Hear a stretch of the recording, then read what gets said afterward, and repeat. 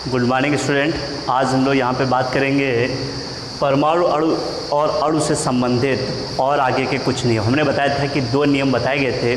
एक बताया गया था आपका सबसे पहला वाला नियम, ठीक है, और दूसरा ये नियम है स्थिर अनुपात का नियम, ठीक है। इसके पहले वाले नियम पे जो है हमने चर्चा कर ली थी, क्या नियम था वो सब चीज़ें हमने बता दी थी, ठीक है।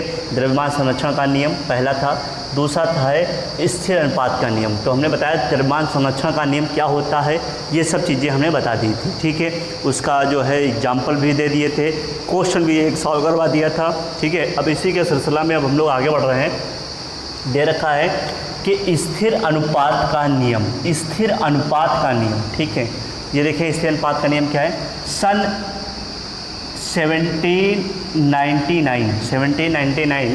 1799 में फ्रांसीसी वैज्ञानिक जे.एल. प्राउस्ट, कौन?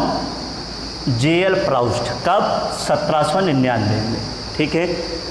सन 1799 में फ्रांसीसी वैज्ञानिक जे.एल. प्राउस्ट ने, किसने? जे.एल. प्राउस्ट ने इस नियम के मतलब स्थिर अनुपात के नियम का प्रतिपादन किया। किसका प्रतिपादन किया? जे.एल. प्राउस्ट। तो अगर पूछ दिया जाए कि स्थिर अनुपात का नियम किसने प्रतिपादित किया, तो हमारा यहाँ पे काम होगा कि जे.एल. प्राउस्ट बता देंगे। अगर पूछ दिया जाए कि किस सन में बताया, तो 1799 में, ठीक है। दोनों बातें क्लियर हो पा रही, ठीक है। स्थिर अनुपात का नियम सन 1799 में फ्रांसीसी वैज्ञानिक जे.एल. प्राउस्ट ने स्थिर अनुपात के नियम का प्रतिपादन किया। किसका प्रतिपादन किया? स्थिर अनुपात के नियम का प्रतिपादन किया।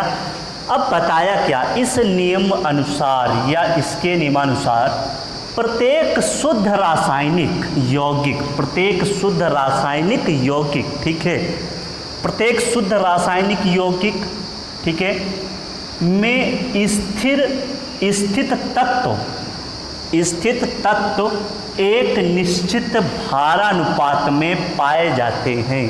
ठीक से समझें, बताया गया प्रत्येक शुद्ध रासायनिक यौगिक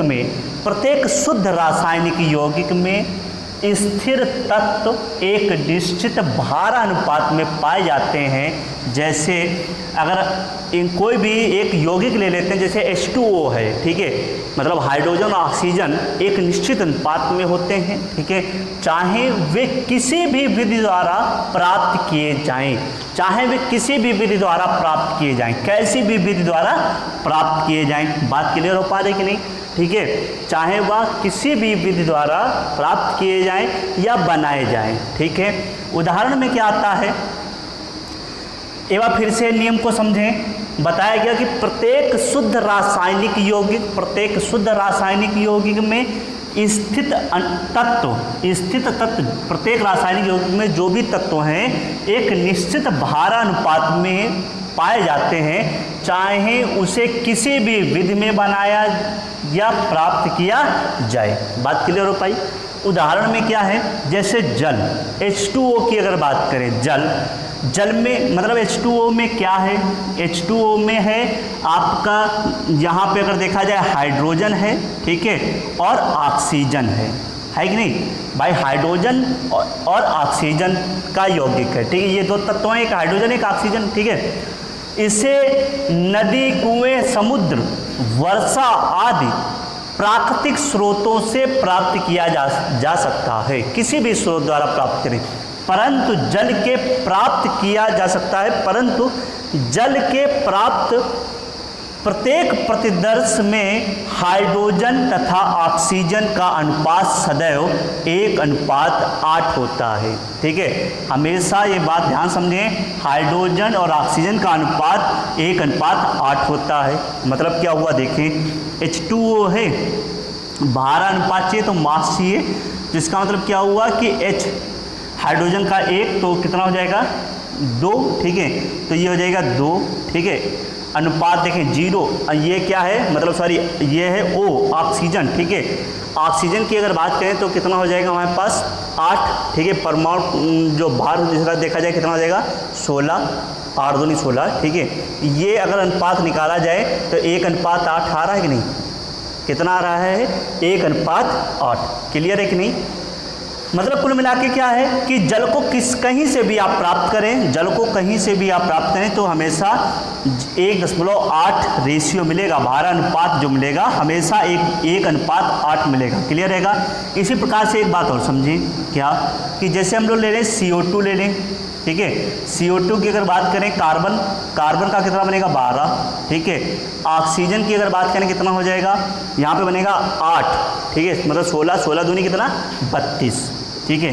तो इसको हम लोग क्या लिख सकते हैं, अनुपात निकालें तो इसको 4 से कैंसिल आउट कर दें, ठीक है। 4 × 12 64 32, मतलब कितना हो गया 3:8। हम कह सकते हैं कार्बन डाइऑक्साइड का जो तत्व का रेशियो है, जो अनुपात भार अनुपात रहेगा वो हमेशा 3:8 रहेगा। जहाँ कार्बन डाइऑक्साइड कहीं से भी प्राप्त किया जा सकता है, ठीक है। कहीं से भी प्राप्त किया जाए उसका रेशियो हमेशा 3:8 रहेगा, ठीक है। तो स्थिर अनुपात का नियम जो है G.L. प्राउस्ट ने ये बताया था कि जो अनुपात है भार अनुपात वो हमेशा समान रहता है, ठीक है। कहीं से भी द्वारा बनाया जा सकता है, ठीक है।